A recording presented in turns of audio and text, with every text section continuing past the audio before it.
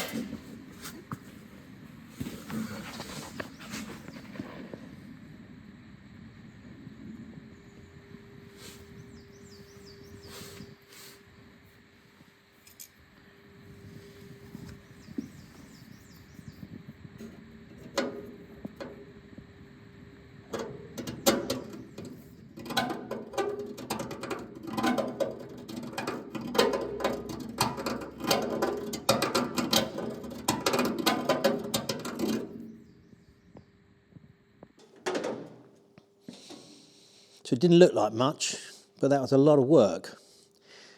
It's really because of all this extra shape in it. So you can see, got to get all that sort of curvature that way. Then we've got to have this bit, which is sort of lines up with a spare wheel to allow that in. Obviously it's got to line up with this, so that becomes a gauge effectively to make it to. And then I have to do these, which is the strength, isn't it? That's the strengtheners, which is for the tank straps. So that's to hold the fuel tank up. So as you can see, you have to pop them in there like that, and then they twist and lock in and hold it in, you see. So that's what that's all about. So that was that lot. just held together with some skin pins, Avdales at the minute. Then obviously we'll have to cut that off and fit that. Now I made a former up to aid doing that bit, which effectively is that. That's my former. So that one goes on that side, and then that one goes on there. And it's actually quite an awkward way of doing it. It wasn't the best way of doing it really, but it did it. It overcame the problem.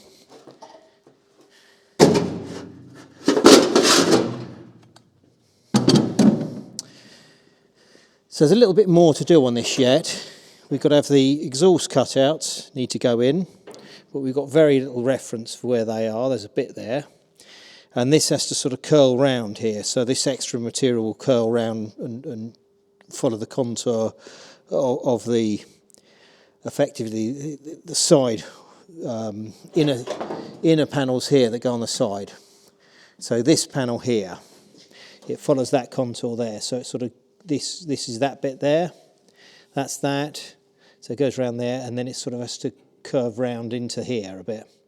So it sort of, it will dive round a bit like that. And then obviously I've got to make that panel. So that panel's got to be made, but you can see how peppered it is. That's where the filler goes into the fuel tank.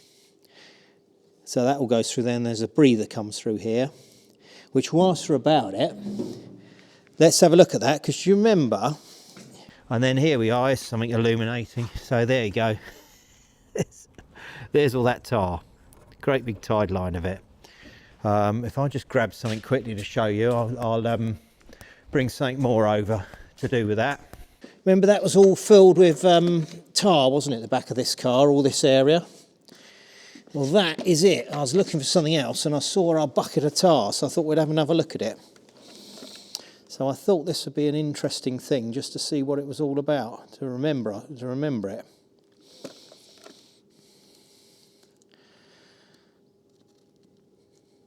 So this lot, so that was one lump of tar, look at the size of that. And that was in there like that. So that was in there like that. So they must have warmed the tar up and poured it in. And you remember that? All that rear panel was full of it, which is all that lot.